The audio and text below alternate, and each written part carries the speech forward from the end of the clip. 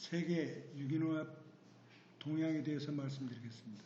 세계는 웰빙, 식품 안전 문제로 유기농 육성 정책을 경쟁적으로 확산해 나가고 있습니다. 매년 20% 이상 성장이 되고 있고 유기농 면적은 16년도 기준으로 해서 세계 농경지 면적의 1.2%, 전년 대비해서는 매년 15%씩 증가하고 있습니다. 유기농 시장 규모는 거의 900억 달러에 육박하고 친환경, 안심, 편의식품, 웰빙 트렌드, 그 다음에 건강 환경 중시하는 추세가 계속 이어져 시장이 확대될 전망입니다. 그래서 세계는 지금 그린 레이스가 진행되고 있다 하는 것 말씀드릴 수가 있습니다. 백악관에서 유기농 텃밭 가꾸기, 영국 황실 유기농 텃밭 가꾸기, 파리 시내에서도 유기농 텃밭을 에펠탑 옆에다 설치를 해서 그럴 정도로 이렇게 붐이 일어나고 있습니다. 세계 도시 유기농업 동향을 보면은 일본은 시민농원이라고 해서 3,200개 시민농원이 있고요. 독일은 크라크 가르덴, 독일 전역에 약 100만 개가 있습니다.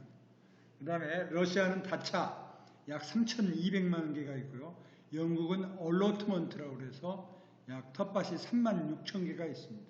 캐나다는 커뮤니티 가든에서 밴쿠버만 2,010개 텃밭이 운영되고 있고요. 미국은 버티컬 팜이라고 해서 뉴욕에 600개 도시 텃밭이 조성돼서 운영이 되고 있고 콩고, 세네갈, 볼리비아, 베네수엘라 같은 그런 후진국들도 도시농업을 활발하게 하고 있고 쿠바가 가장 미생물 농법이라든가 지렁이 분변토 농법을 해서 친환경을 가장 잘하고 있습니다. 코덱스 유기농업 생산 가이드라인입니다. 생물학적 순환이라든가 생물 다양성을 유지하고 건강한 농업 생태계를 보존하기 위해서 유기순환 체제를 유지하는 것을 목표로 하고 있습니다. 외부 자재 투입을 최소화해서 화학농약이나 화학비료를 거의 쓰지 않고 유기축산을 위해서 유기사료, 가축 복지, 수의약품을 금지하고 GMO 기술도 금지를 하고 있습니다. 유기경종에서는 유기농자재만을 등록된 유기농자재만을 사용하고 유기종자, 유기농 허용물질, 잡초 제어물질, 생물적 방제 수단을 통해서 유기경종을 하고 농업부산물을 다시 투입을 해서 윤환농법이 되도록 하고 있습니다. 유기물을 시용해서 윤작, 독과작물 재배를 통해서 토양 건전성을 유지하고 있습니다. 세계 유기농 면적 비율을 보면 매년 이런 식으로 기하급수적으로 늘어나고 있습니다. 1인당 유기농 식품 소비도 굉장히 늘어나고 있고요. 다만 비료농약 사용량 추이도 한국이 가장 많습니다. 지금 여기서 보시면 거의 세계에서 끝에서 네 번째 정도로 사용량이 많습니다. 세계 유기농 식품 소비 추이입니다. 매년 이렇게 성장하고 EU, 프랑스 경우를 보더라도 이렇게 굉장히 매년 20%씩 증가를 하고 있습니다.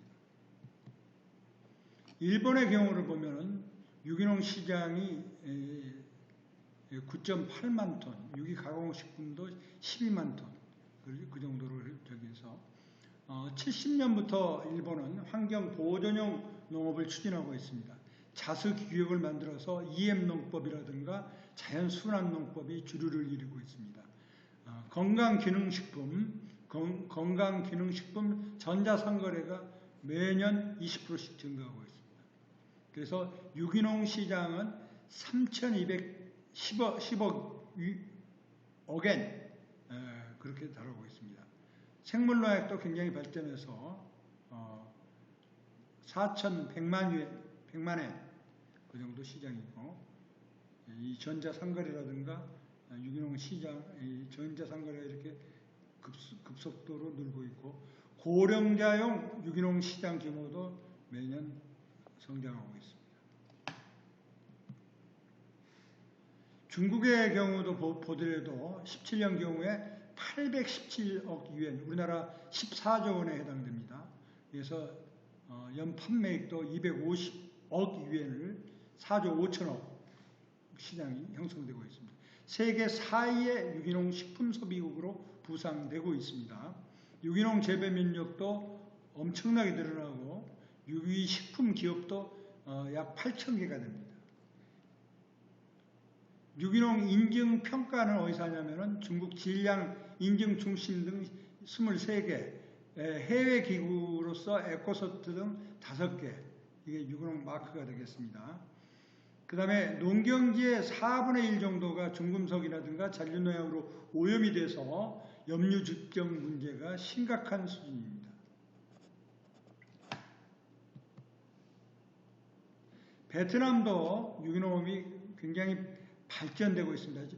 지금 전체 농경지의 0.2%밖에 안 됩니다만은 지금 매년 10%씩 늘어나고 있습니다. 베트남 농업의 가장 큰 문제는 식품 위생 안전입니다. 특히 잔류농약 문제가 해결이 시급하다고 해서 범국가적으로 유기농업을 추진하고 있습니다. 베트남 GAP라는 것도 있는데 아직 보편적으로 적용되지는 않고 있고 청정 생산지가 아직 8%에 불과합니다. 그래서 유기농 면적이 이렇게 엄청나게 늘어나고 있습니다. 베트남의 영웅 박항서, 모든 우리 한국 식품들이 박항서 사진들이 이렇게 있고, EU에서도 유기농 시장이 급속도로 이렇게 늘어나고 있습니다. 독일, 프랑스, 네덜란드 유기농들이 엄청 발달하고 있고, 우리 국내 친환경 농업 동향을 보면은 우리나라는 2014년, 12년 이후에 이렇게 정체가 되고 있습니다. 농산물 판매액은, 친환경 농산물 판매액은 계속 증가되고 있습니다. 시장 규모도 늘어나고 있는데 수입 원료를 사용하는 가공식품도 늘어나고 있는 것이 문제가 되겠습니다. 2019년도에 5% 정도의 전체 농산물 중에서 차지하고 있는데 유기농이 20%가 넘습니다. 그래서 상당히 고무적인 저기가 되겠습니다. 아까 말씀드렸듯이 세계 146개국에서 농약이 143위, 비료가 138위 중에서 환경 지속성 지수가 최하위권에 속합니다.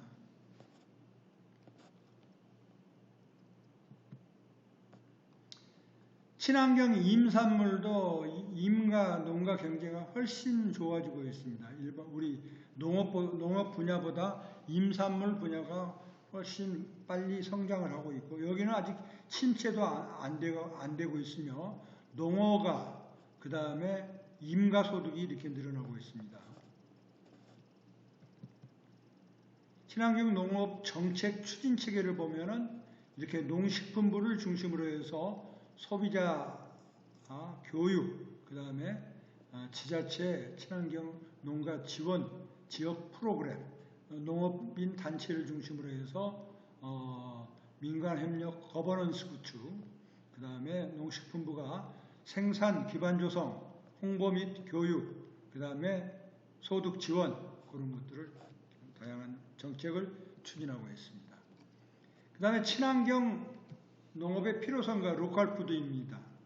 그런 여러 가지 아까 그런 말씀드렸듯이 다이옥신 파동이라든가 광우병이라든가 그런 멜라닌 파동이라든가 국내는 만두소 사건, 조류독감, 불량 고춧가루, 그래서 소비자들이 친환경 농업을 찾는 것 같습니다. 그래서 앞으로 수입 농산물하고 경쟁하고 가격 경쟁보다 품질 경쟁력으로 승부를 할 필요가 있고, 농작업 환경 개선, 그 다음에 농산물 안전성 확보를 해서 소비자 신뢰를 구축하는 게 가장 급선무라고 보겠습니다. 그래서 그 FTA를 친환경이 대안으로 제시를 하는 것입니다.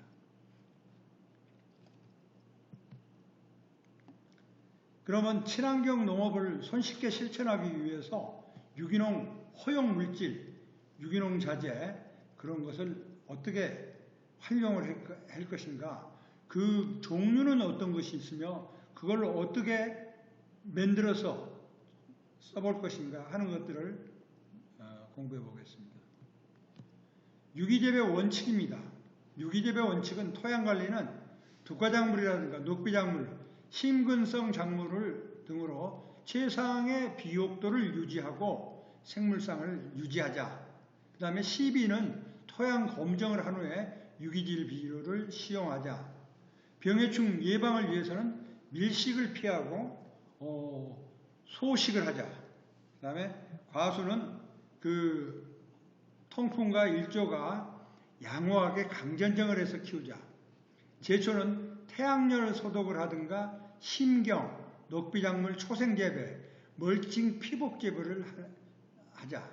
그 다음에 수분은 관계라든가 수분은 지하수 문제와 양분 용탈, 염분 문제 해소를 해서 적절하니 계획관리해야 되겠습니다.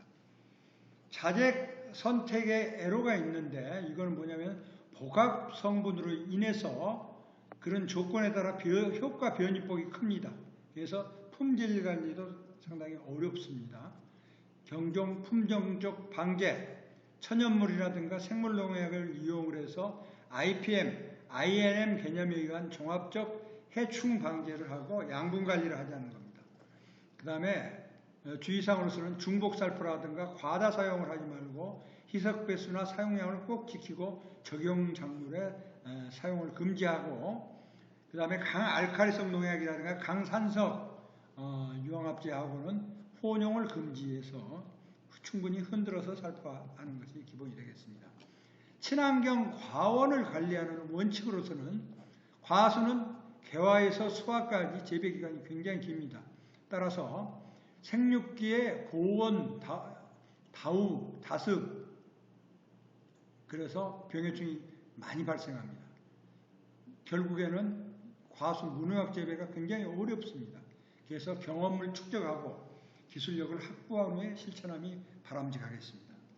토양관리는 늦가을에 퇴비를 그 감사비료로 주고 퇴비나 고토를 이른 봄에는 유박, 동글동글한 알갱이 유기질 비료가 있습니다.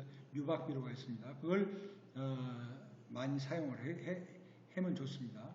여름철에 유박이라든가 추가 시비를 칼슘 그 비료를 줄 필요가 있고, 생장기에 4월부터 생장기까지는 미량원소 비료라든가 액비를 연면 살포하면 당도가 높아집니다. 그 다음에 비옥도 유지를 해서 녹지작물을 재배하면 굉장히 지령 유지나 잡초 경감에도 효과가 좋습니다. 나무 수영을 유지하기 위해서는 밀식을 회피하고 통풍이 잘 되도록 해야 됩니다. 수관 내부까지 햇빛이 잘 들도록 봄, 여름 강전정을 해줘야 됩니다. 그리고 간벌도 해고요. 가지를 유인하고 도장지를 정리해서 당도가 높아지도록 나무 수영을 관리할 필요가 있습니다. 그 다음에 적지 적품종을 선택을 해야 되는데 물빠짐이 좋은 사질 양토, 그 다음에 짧은 기간에 수확이 가능한 저중생종을 선택하는 것이 유리합니다.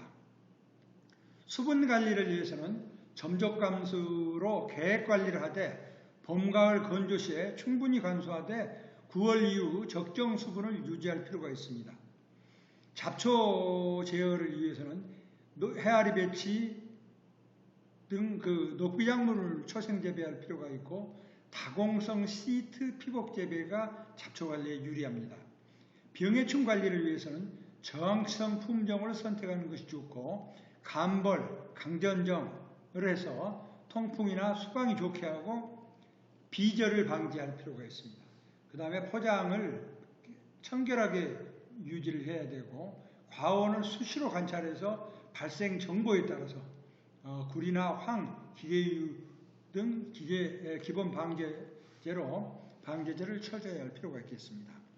생육기간 동안 병해충 발생 예찰을 철저히 한 후 적정 약제를 적기에 살포해야 됩니다.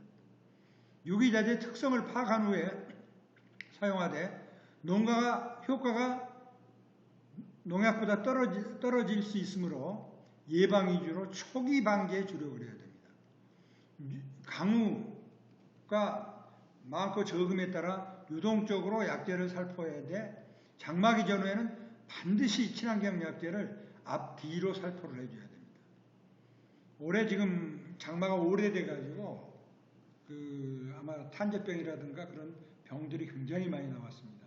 이거는 장마 전후에 뿌려주고 장마가 좀 늦금할 때 바짝 하면은 바로 약을 때려줘야 되는데 그때 약을 안 치신 분들은 아마 병이 대발생이 됐을 겁니다. 그래서 그런 것들을 잘 염두에 두고 장마 전에 반드시 예방 위주로 뿌려주고 그 다음에 장마기 동안에도 햇빛이 잠깐 비친 틈 또 그 후에 비가 와도 좋습니다. 그때 또 때려줘야 되고 그 다음에 장마가 끝난 후 약제를 두세 번 더 뿌려줘야 됩니다. 기계유제라든가 구리제, 황, 데리스, 고삼, 님, 제충국, 난황류, BT, 미생물 등을 기본적으로 활용을 해서 방제를 해야 됩니다.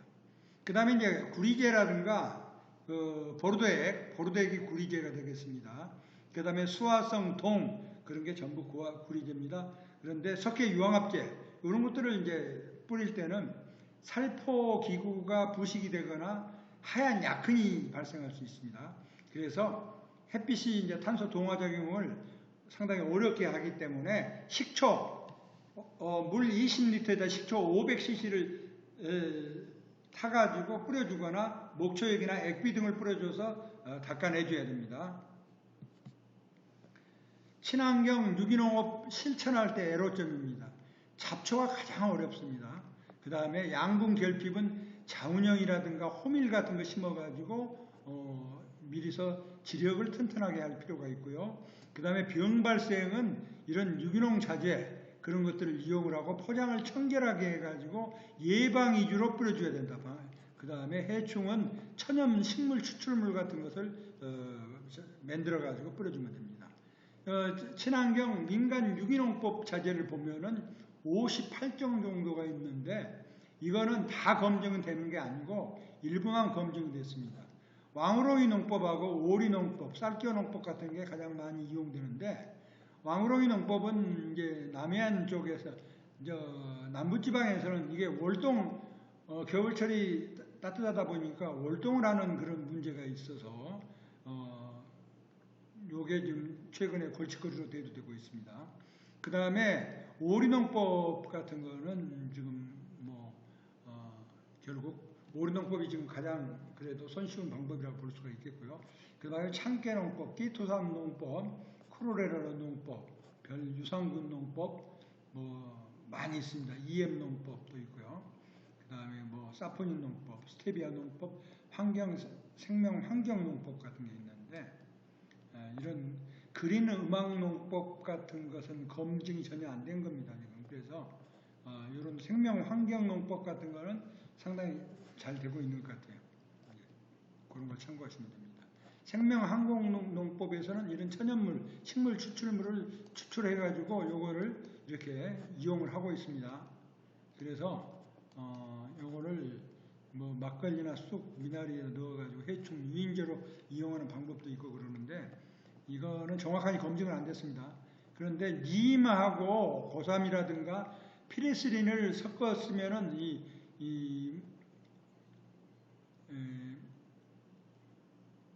이런 거 굉장히 먹노린제가 가장 큰 문제로 대두되고 있는데 이런 것들이 잘 듣습니다. 초기에 유충이 대발생하기 전에 뿌려주면은 어느 정도 방지 효과가 높습니다. 그러면 이제 이런 긴꼬리 새우 같은 거 이런 것들이 많이 발생해서 생태계가 좋아집니다.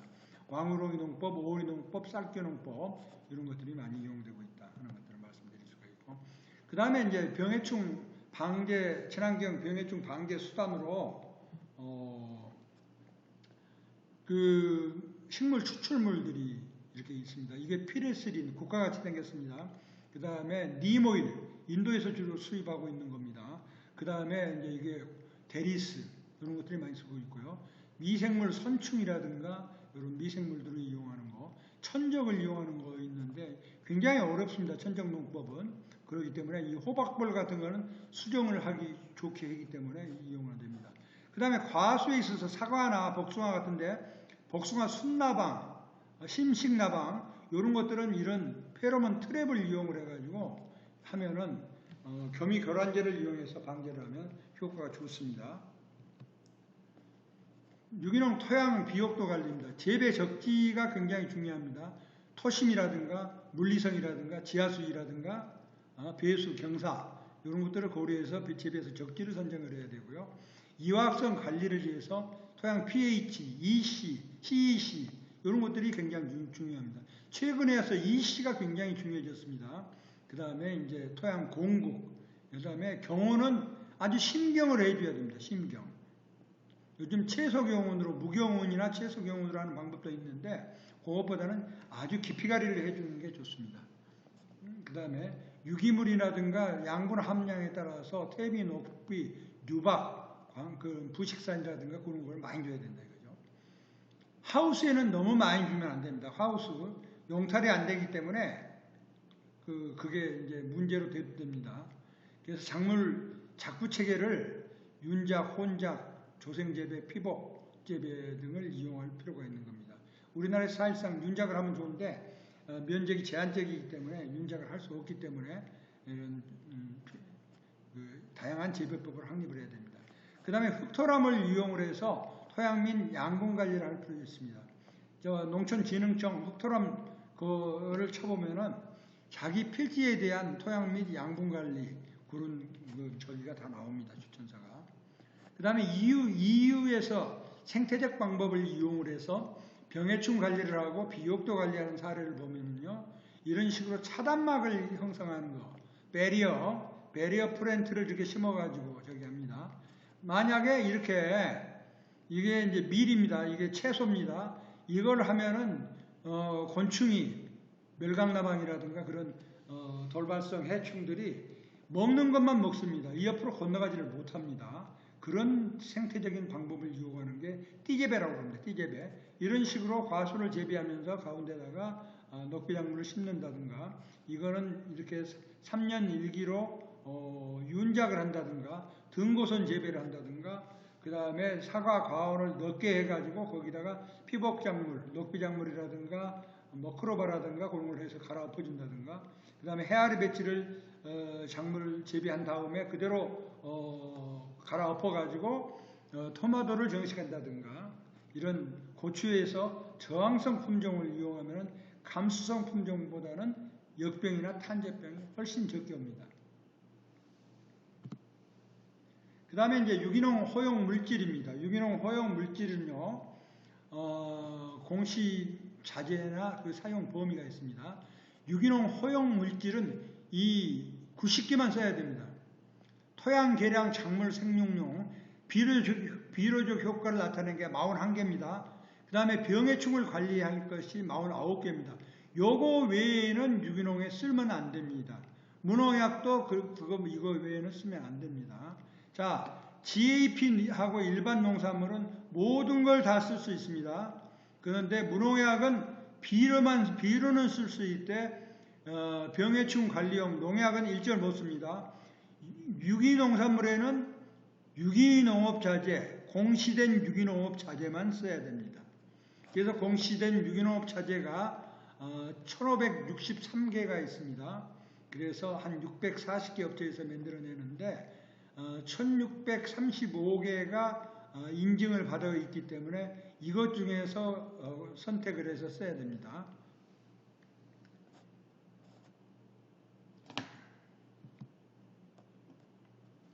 병해충 관리용 친환경 농자재입니다. 먼저 미생물 제재입니다. 살균, 살충 효과가 알려진 미생물제는 34개사 300여 품목이 있습니다. 주로 항균성 기랑 미생물을 이용하는 겁니다. 스트랩토마이세스, 페니바실러스 같은 거. 이런 것들을 이용하는 겁니다. 여기서 보시면은 이런 항생 물질을 이용을 해서 이렇게 방제를 하는 겁니다. 미생물 살충제 중에서 반드시 잊지 말아야 될 게 BT제입니다. 바실러스 슈링겐시스라고 해서 이 BT제는 농약방에서도 팔기 때문에 농약방에서 한 돈 10,000원 정도면 손쉽게 구할 수 있습니다. 500g짜리 큰 한 봉지에 한 10,000원 미만이면 살 수 있기 때문에 요거는 반드시 이 유일하게 농약방에서 팔고 있는 미생물 제제입니다. 유기농에 사용할 수가 있습니다. 요거는 이제 나방류 해충에 날아다니는 그 나방이나 쐐기벌레 같은 거에 다 효과가 좋습니다. BT제 이렇게 이제 만드는 걸 요걸 이렇게 이걸 단백질에서 누에서 이렇게 추출해 가지고 이걸 만 겁니다.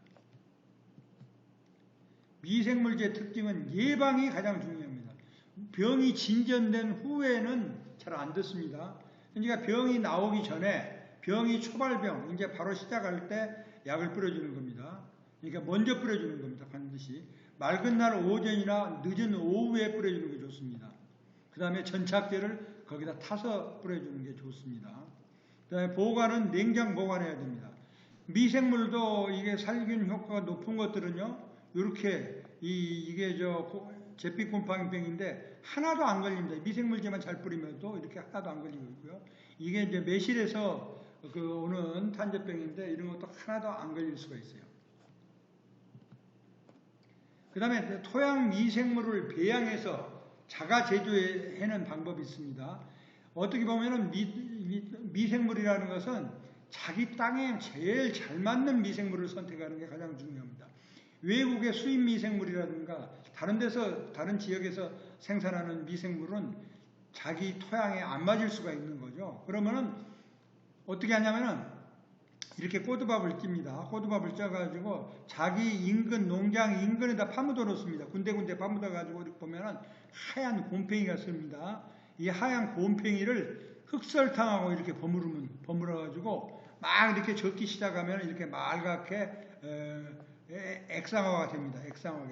이거를 꺼지로 이렇게 배에다 걸러 가지고 이걸 뿌려주면은 아주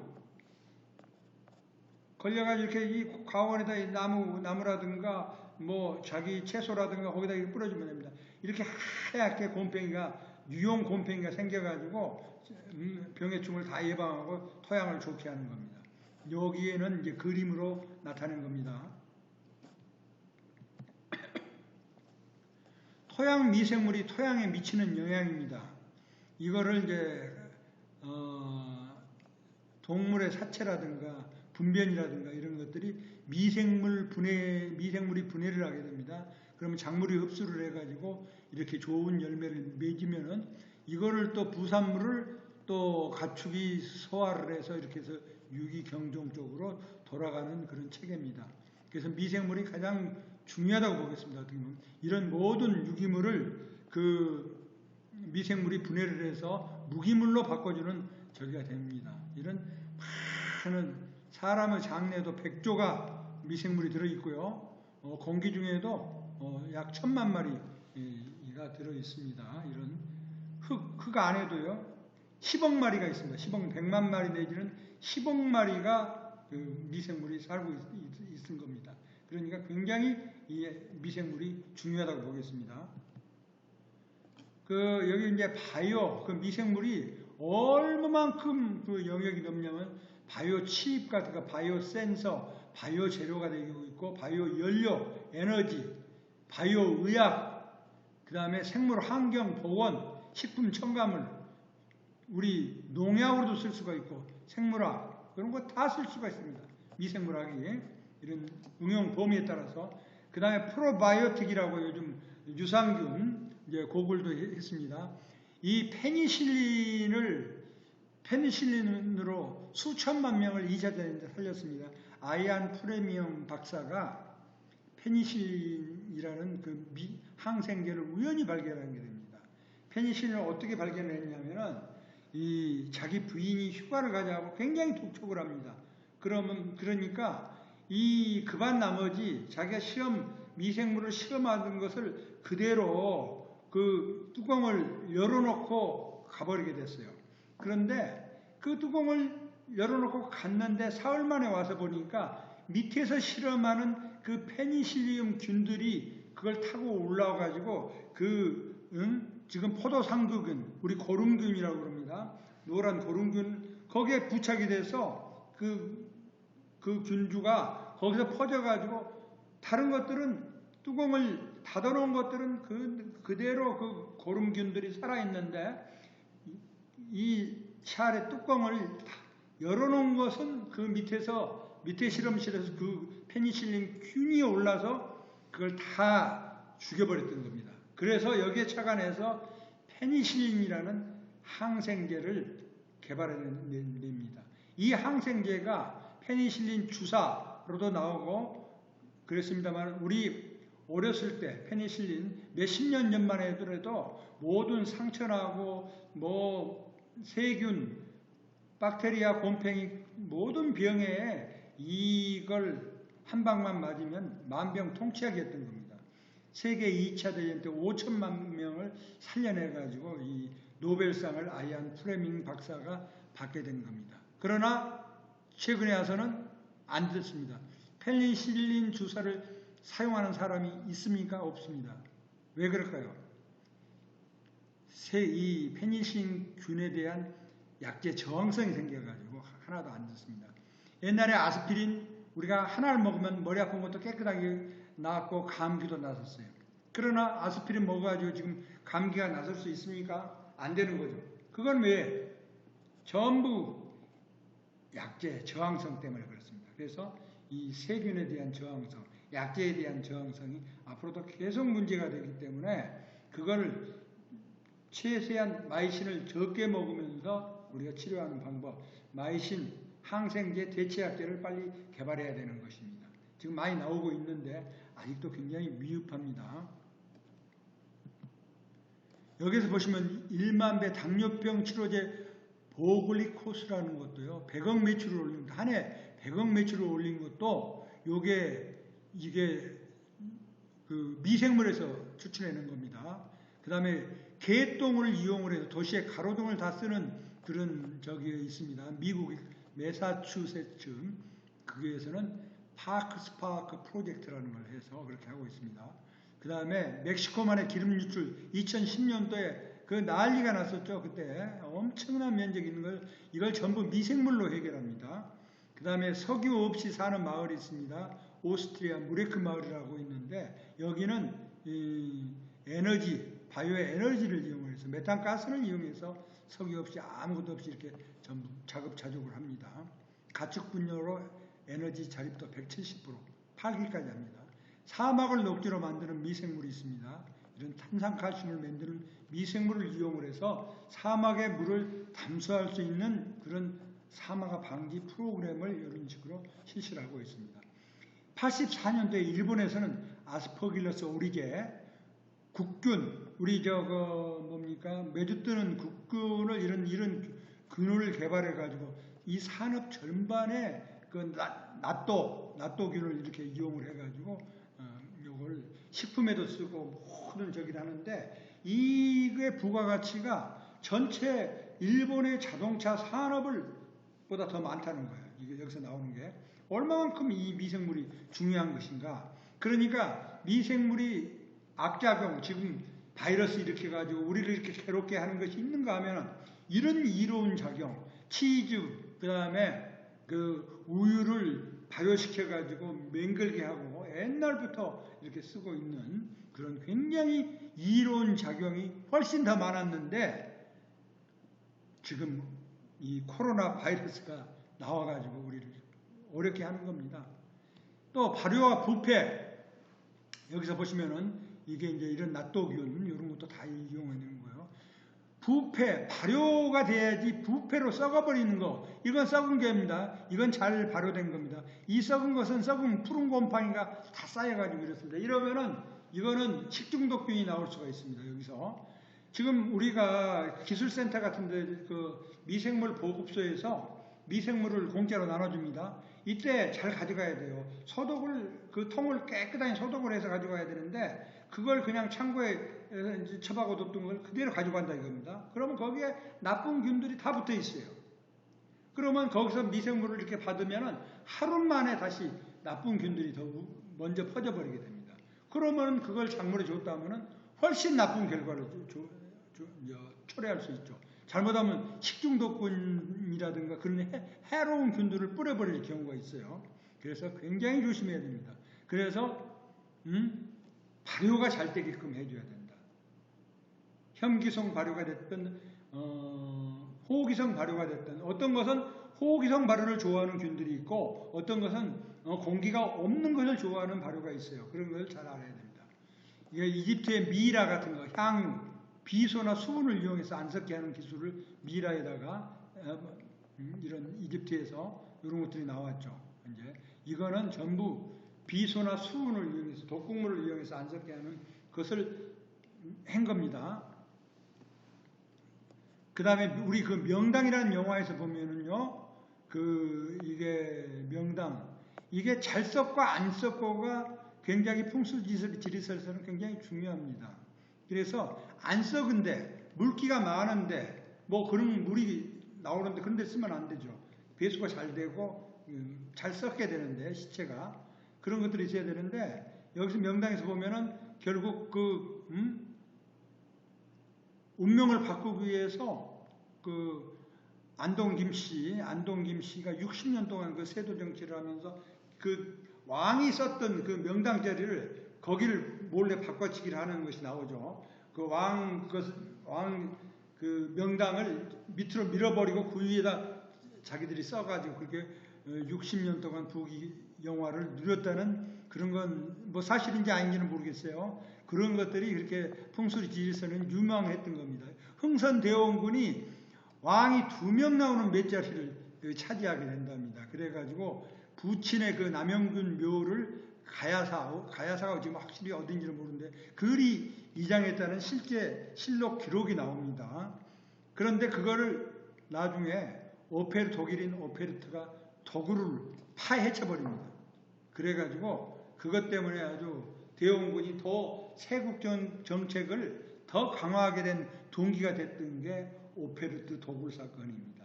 그 정도로 부패와 발효는 굉장히 중요한 역할이다. 미생물의 역할이 그 정도로 중요하다 이거죠. 그러니까 좋은 미생물을 잘 써야 됩니다.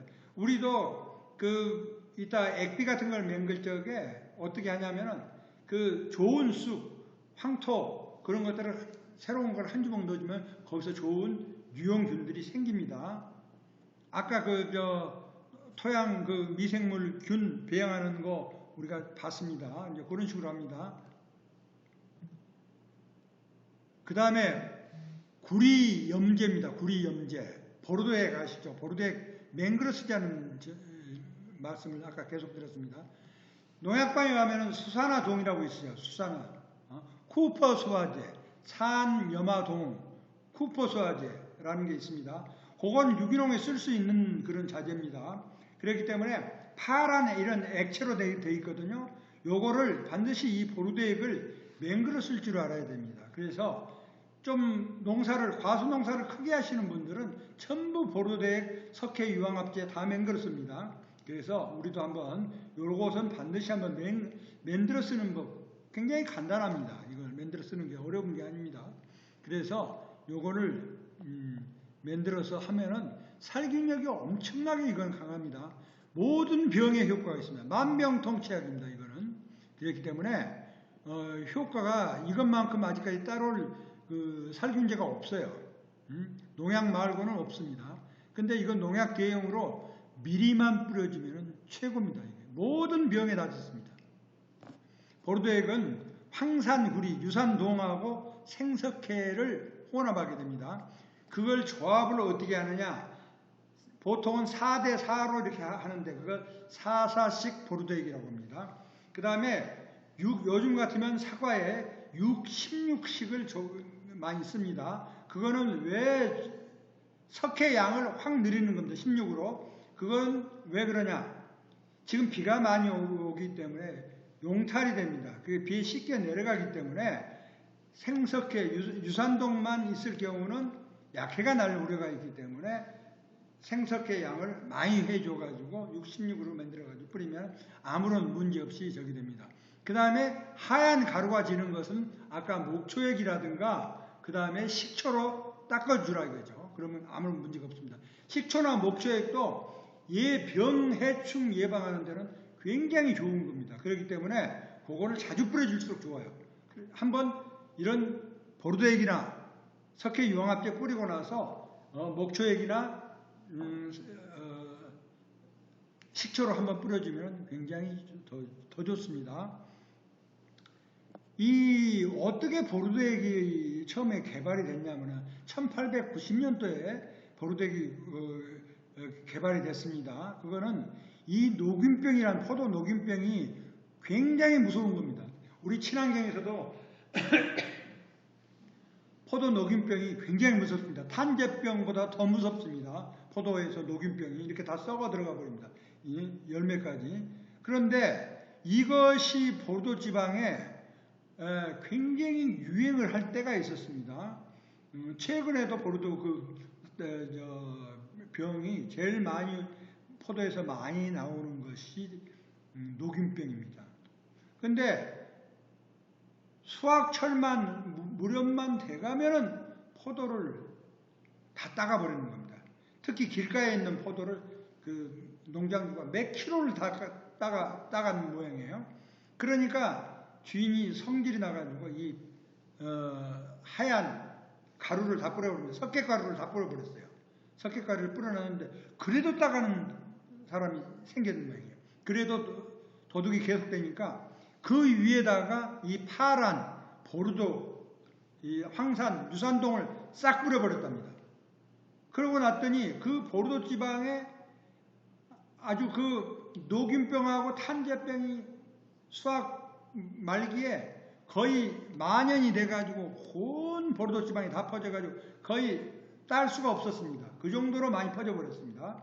그런데 이 유산동하고 생석회 뿌려놓은 도둑 방지하려고 뿌려놓은 것만 깨끗하니 그대로 아주 수확을 100% 수확을 했답니다. 그래서 아주 농사를 잘해가지고 이 밀레트라는 교수를 찾아갑니다. 미알디라는 교수 찾아가서 이걸 웬 이게 이렇게 하니까 하나도 안 죽더라. 이제 피해를 안 받았다. 그러면서 이걸 얘기를 하니까 여기서 이 배합 비율을 연구를 해가지고 미알디 교수가 보르도액 제조법을 발표하게 됩니다. 그때가 1885년 그래가지고 1900년대 이후부터 계속 사용하게 되는 겁니다. 그래서 어떻게 보면 좀도둑 잡으려다가 탄생한 천연 농약이 되는 겁니다. 병해충 예방 효과가 탁월합니다. 유기자재 원료입니다. 그 다음에 수화유황이라는 그냥 유황만 낸 거는 수화유황이라고 그럽니다. 그 다음에 석회하고 섞어가지고 배합을 한 게 혼합을 한 게 석회유황합제입니다. 옛날부터 석회유황합제 하면은 제독이 됨과 동시에 굉장히 병해충, 해충 방제제로 아주 훌륭한 제재가 되겠습니다. 그 다음에 석회유황합제는 그 배에 있어서 흑성병, 가장 문제가 되는 흑성병 특효약입니다. 그것을 잘 알아가지고 뿌리시면은 흑성병이 잘 예방됩니다. 그래서 요거는 해충의 알을 억제하고 증식을 억제합니다. 유황은 석회유황하고 황토유황이라는 게 있습니다. 황토를 섞어주는 거. 그러니까 유황을 녹일 때는 석회로 녹이느냐, 황토로 녹이느냐, 그 다음에 가성소다로 녹이느냐. 가성소다로 녹여가지고 황토를 추가해주는 게 황토유황합제입니다. 구태여 그럴 필요는 없고요. 둘 중에 하나 선택하면 석회유황합제가 더 간단하게 맹글 수가 있다고 보겠습니다. 모든 병에 좋습니다. 추계병이라든가 동고병, 흑성병, 흰가루병, 깍지벌레, 응애 다 알을 다 죽입니다. 그래서 살균력이 굉장히 높기 때문에 이렇게 노란 유황을 법제화해서 이 석회로 녹여버리면 법제화가 되는 겁니다. 그 다음에 아까 가성소다로 유황을 녹여버립니다. 그래서 휴면기에 주로 처리용으로 씁니다. 생장계는 별로 잘 안 써요. 왜 그러냐면은 약해가 우려가 되기 때문에 이건 잘 쓰는 분만, 경험 있는 분만 생장계는 써야지 휴면기 처리용으로 사용됩니다. 그 다음에 아까 호수라든가 이 통을 부식시키기 때문에 식초나 목초액이나 알코올로 닦아줘야 됩니다. 그래서 세척해야 됩니다. 그걸 말씀드리고요. 그 다음에 기계유 유제하고 파라핀 오일입니다. 기계유 유제는 깍지벌레라든가 응애, 진딧물, 나방 요거에 최고로 좋습니다. 아까 2월 중순부터 3월 달까지 살포를 해주면 해충 알이 다 방제가 됩니다.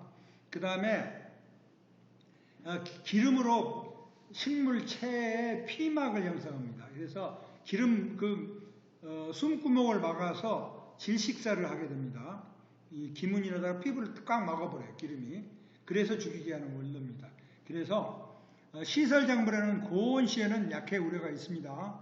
그래서 기계의 유제는 2, 3월중만 쓰고 파라핀 오일을 써야 됩니다. 하계, 생장계는 파라핀 오일을 씁니다.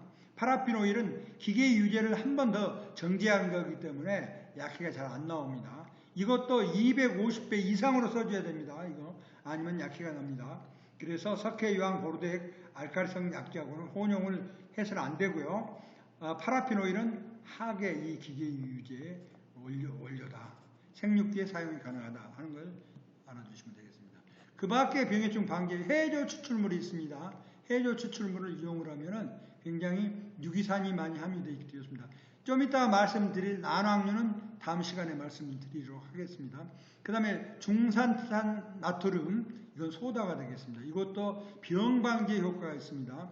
그 다음에 천일염, 해수도 이게 병 예방제로 좋습니다. 그 다음에 아까 식초 얘기한 현미식초, 천연식초 다 좋습니다. 그 다음에 밀랍이나 프로폴리스도 이용할 수 있고요. 끼토산 목재액은 작물을 강건하게 해줍니다. 병을 덜 갈리게 해주고 충을 더 예방하는 효과가 있습니다. 그 다음에 천적이나 기생성 선충이 있는데 칠리, 이리응이라나 콜레마니, 진딧물 이런 것들입니다. 이 진딧물이 가장 실용적입니다. 이 진딧물을 잡아다가 감자나 이제 그런 뭐 고추 그런 거에다가 진딧물이 많은 거에다 이렇게 올려놓으면요, 이놈이 하루에 14마리를 진딧물을 잡아먹습니다. 평균. 그래서 이 무당벌레가 굉장히 눈에 보이게 좋습니다. 무당벌레는. 작물은 해가 없습니다. 무당벌레는. 이게 많을수록 좋은 겁니다. 우리가. 그 다음에 성페로몬, 아까 저기 교미결란제라고 있습니다. 이렇게 교미결란제를 이렇게 나무에다가 쭉 한 15m 간격으로 이렇게 걸어 놓습니다. 그러면 아까 그 복숭아 순나방, 심식나방 가장 골치 아픈 겁니다. 사과하고 복숭아에서는 가장 골치 아픈 겁니다. 이 또 자두라든가 그런 거 제일 골치 아픈 건데 안쪽으로 파고들기 때문에 농약을 쳐봐도 효과가 없습니다. 이거는 교미결란제를 딱 10m, 15m 간격으로 과수를 쭉 걸어 놓으면요, 침범을 못해요. 교미를 결란하기 때문에 이게 전부 나중에는 결국 전부 없어지게 됩니다. 이 벌레들이. 그렇기 때문에 이걸 가장 좋은 방법, 한 90% 이상 효과가 있어요. 이걸 걸어 놓으면은. 굉장히 효과가 좋습니다. 그 다음에 유인제를 대량 살포해서 이렇게 걸어 놓습니다. 특히 또 그 톱다리 개미 노린재 있죠. 노린재 트랩을 쓰면 노린재가 굉장히 잘 들어가게 됩니다. 그 다음에 성유인제가 있고 또 뭐 기피제도 있고 뭐 여러 가지 불임제도 있고 여러 가지가 나옵니다. 지금. 그런데 이렇게 외래충이라든가 그런 것은요, 요런 이 노란 끈끈이를 이렇게 군데군데 해놓으면은 많은 데 해놓으면 블루베리 같은 거는 이 노란 끈끈이를 이렇게 붙여놓으면요, 포장 곳곳에 이렇게 붙여놓으면 여기에 다 들어가다가 이 노란색을 좋아해가지고 요게 다 유인이 돼서 다 달라붙어서 죽습니다. 이 끈끈이만 계속 한 일주일에 한 번씩만 갈아주면 돼요.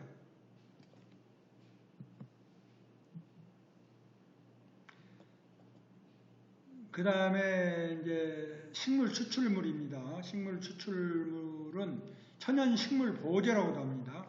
제충국, 님, 멀구슬, 고삼, 양명아주, 데리스, 담뱃잎, 시트로넬라, 백리향, 박하, 대왕, 정향, 미스김 라일락이라고 합니다. 이건 미국 아이들이 저기 외정 때 우리나라 건데 이거 훔쳐가가지고 미스김 라일락이라고 해놓은 겁니다. 이 정향나무가 굉장히 군데군데 야산에 가면 굉장히 많습니다. 그놈을 끊어와서 주정에다 우려놓으면요, 이게 최고로 좋은 살균제가 됩니다. 천연 살균제가 됩니다. 그래서 이것들을 잘 이용하시면 됩니다. 이건 장점이라고 보면 인축에 거의 해가 없다. 잔류가 없다. 그런 겁니다. 그러니까 PLS 대용으로 엄청나게 좋은 거죠, 여기. 그런데 단점으로는 가격이 좀 비싸다. 그러니까 우리가 이런 걸 찾을 수만 있으면은 이 주변에서 갖다가 만들면 돼요. 만들면은. 식물 추출 방법은 대개 이 물에 끓여가지고 이렇게 사용하거나 이렇게 이 항아리에다 이렇게 담궈 놓거나 이런 고무통 있죠. 고무통. 요즘 잘 나오는 고무통에다가 이 주정에다 거기다 짜작짜작 우려놓으면 잘 우러나요. 식물체에다가 주정을 담가가지고 우러놓으면 잘 우러나고, 목초액이나 현미 식초에 담가도 잘 우러납니다. 계피 같은 거는 식초에 담가야 됩니다.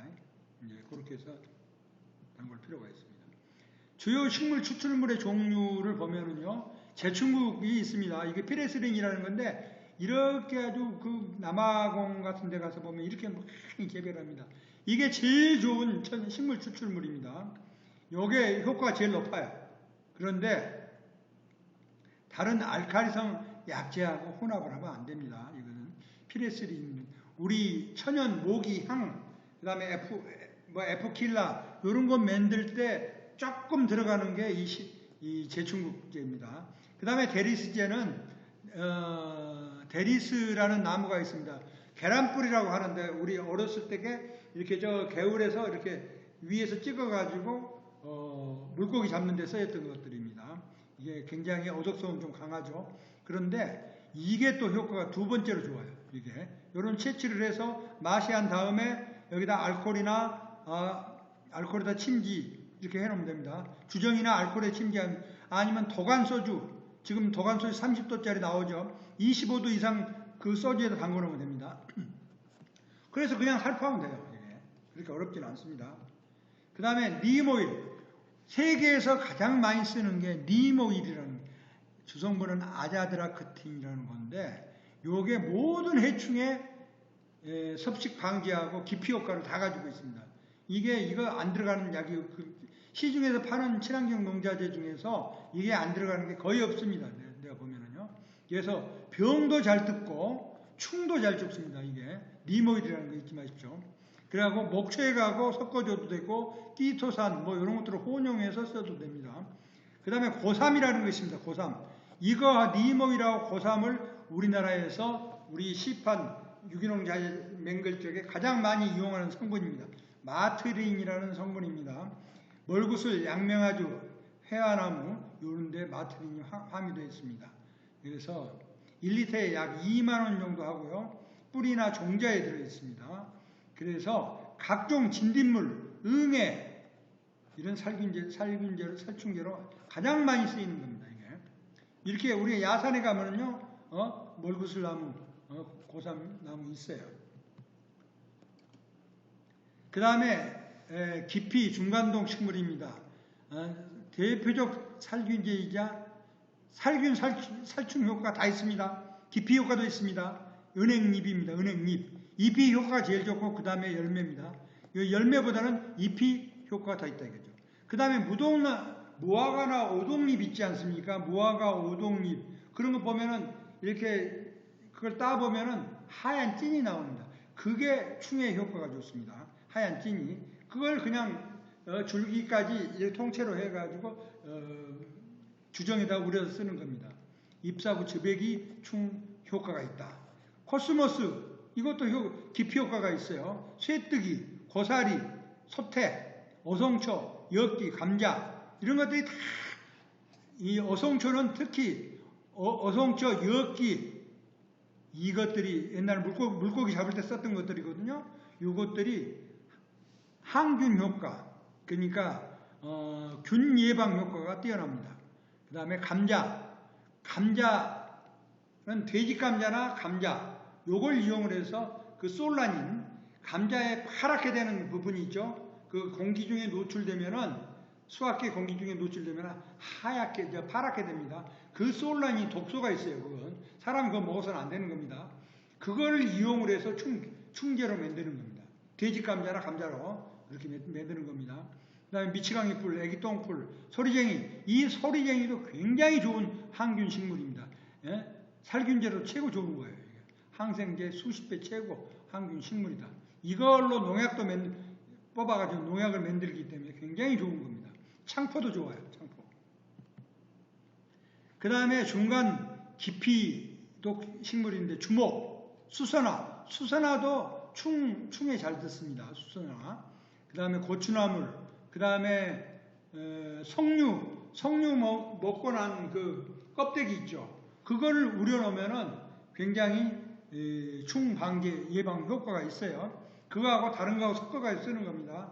그 다음에 쐐기풀, 그 다음에 아까 도라지, 분꽃, 팔손이, 이것도 다 하얀 찐액이 나오는 거죠. 요게 이 찐액이 충 깊이 효과를, 충을 죽이는 효과를 나타내는 겁니다. 분꽃, 도라지, 팔손이. 그 다음에 또 중간 깊이독 식물로 튤립이나 시크라멘 이런 식으로 생긴 거. 그 다음에 나팔꽃도 효과가 있어요. 나팔꽃 덩쿨까지 다 요래가지고 물에다 우려놓습니다. 이러면 효과가 있어요. 그 다음에 살구도 효과가 있고요. 살구, 매실 다 효과가 있습니다. 굉장히 씨앗에 독한 독성분이 있어요. 그 다음에 국화, 떼죽나무 이런 것들이 다 박하. 아까 박하는 기피제로 대표적으로 기피제로 이용한다고 그랬죠. 박하. 쉐비름, 항균작용이 뛰어나다. 그 밖에 이제 진딧물에는 팔각향, 청궁, 강황, 울금이라고 그러죠.